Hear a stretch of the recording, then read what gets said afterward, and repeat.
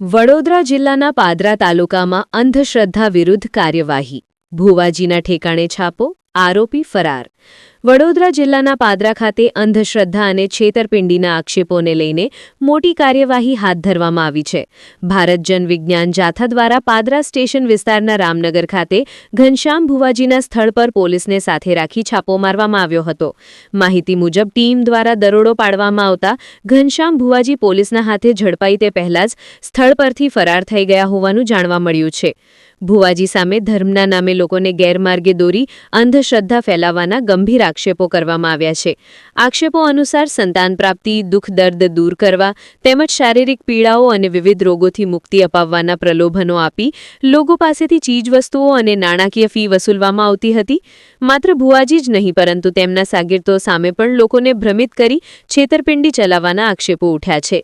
Red દરમિયાન સ્થળ પર મોટી સંખ્યામાં લોકો અને ભોગ બન્યાનો દાવો કરનારાઓ ઉમટી પડ્યા હતા, જેના કારણે વિસ્તારમાં ભારે ચકચાર મચી ગઈ હતી। આ સમગ્ર મામલો હવે પાદરા પોલીસ મથકે પહોંચ્યો છે અને પોલીસ દ્વારા વધુ તપાસ હાથ ધરવામાં આવી રહી છે। ઘટનાએ પાદરા વિસ્તારમાં ભારે ચર્ચા જગાવી છે। રિપોર્ટર સરફરાઝ દિવાન, પાદરા, વડોદરા। મારું નામ હિતેશા હસમુખભાઈ વિસાવડિયા છે।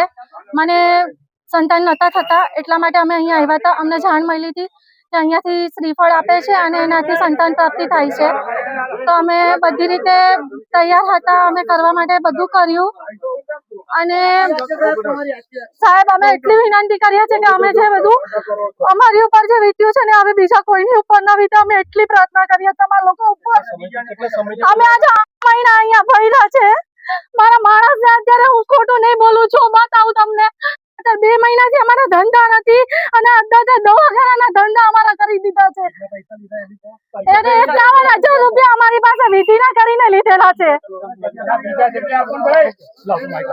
નગર વિસ્તારમાં ઘનશ્યામ ઝાલા મકવાણા ઉર્ફે ઘનશ્યામ ભુવા છેલ્લા 10 વર્ષથી લોકોના દુર્દગ મટાડવા, સંતાન પ્રાપ્તિ કરવી, કેન્સરના રોગ મટાડવા, આવા જુદા જુદા 25 પ્રકારના દાવા કરી અને લોકોને બ્રહ્મા નાખીને ભરમાવતો હતો અને શારીરિક, માનસિક, આર્થિક લૂંટ કરતો હતો।